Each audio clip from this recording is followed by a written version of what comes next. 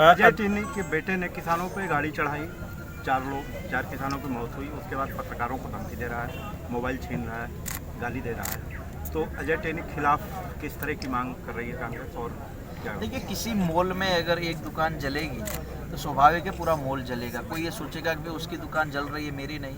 हम पहले से कहते आए कि भारतीय जनता पार्टी सिर्फ आम जनता को ही नहीं, देखिए 2-3 दिन पहले अजय टिन्नी देश के गृह राज्य मंत्री, उसने मीडिया को जिस भाषा में बोला उससे साबित हो गया कि इस देश में भारतीय जनता पार्टी किसी को छोड़ने वाली नहीं है। जो लोग उसकी वाहवाही करेंगे तब तक भारतीय जनता पार्टी को अच्छा लग रहा है।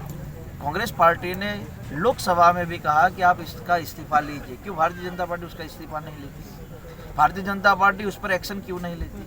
एक तरफ भारतीय जनता पार्टी कानून व्यवस्था की बात करती, उसी उत्तर प्रदेश में चाहे महिला की सुरक्षा की बात हो, चाहे किसानों की सुरक्षा की बात हो, चाहे नौजवानों के रोजगार की बात हो, इन सभी मुद्दों पर भारतीय जनता पार्टी विफल साबित हुई है। और इसीलिए कहीं ना कहीं भारतीय जनता पार्टी ऐसे अपराधी लोगों को अपने साथ रखने का प्रयास करती है। उन्नाव में जो विधायक थे जिन पर केस लगे, जो जेल में है, उन पर क्या कार्यवाही हुई? बस कुछ और भी विधायक उनके साथी थे, उनकी वाहवाही करते हैं।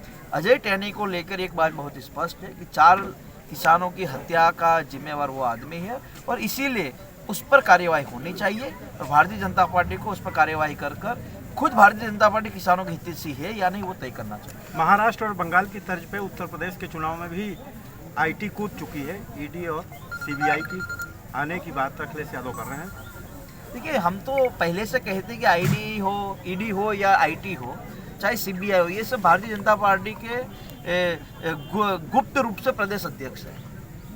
गुजरात में भी चुनाव आते हैं तो आईडी, इनकम टैक्स सब एक्टिव हो जाते हैं। उत्तर प्रदेश में जिस तरह से लास्ट चुनाव में से पहले कुछ कोयला खदानों के नाम पर भी काफ़ी रेड हुई थी और आज भी रेड हुई। अभी मैंने एक न्यूज़ में देखा कि 17 घंटे की पूछताछ में सिर्फ 17,000 रुपये मिले।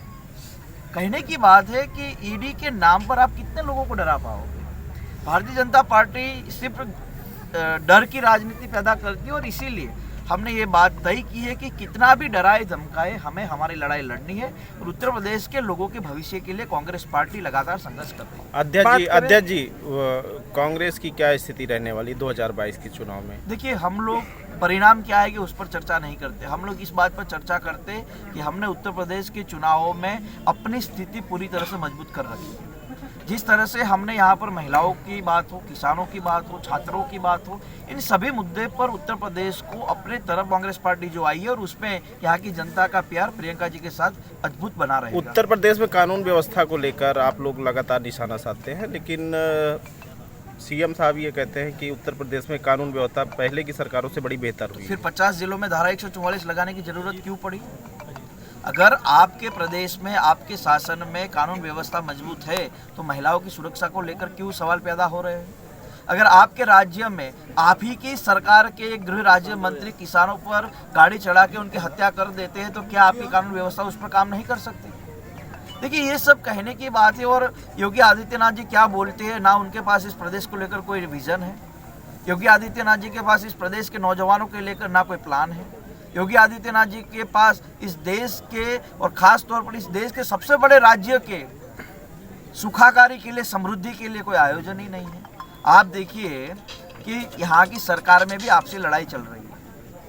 एक तरफ वो कहते हैं कि हमारा वो चेहरा है, एक तरफ कहते हैं हमारा वो नेता है, लेकिन जब फोटो आती है, जब चर्चाएं होती है, बातचीत होती है तो वो होता ही नहीं है। तो भारतीय जनता पार्टी में भी बहुत लड़ाई और कहीं ना कहीं हम गुजरात से आते हैं तो हमें भी ये न्यूज़ है कि अमित शाह भी योगी आदित्यनाथ जी को जिताने के लिए राजी नहीं है। मुख्यमंत्री का चेहरा कौन होगा? किसका? कांग्रेस का।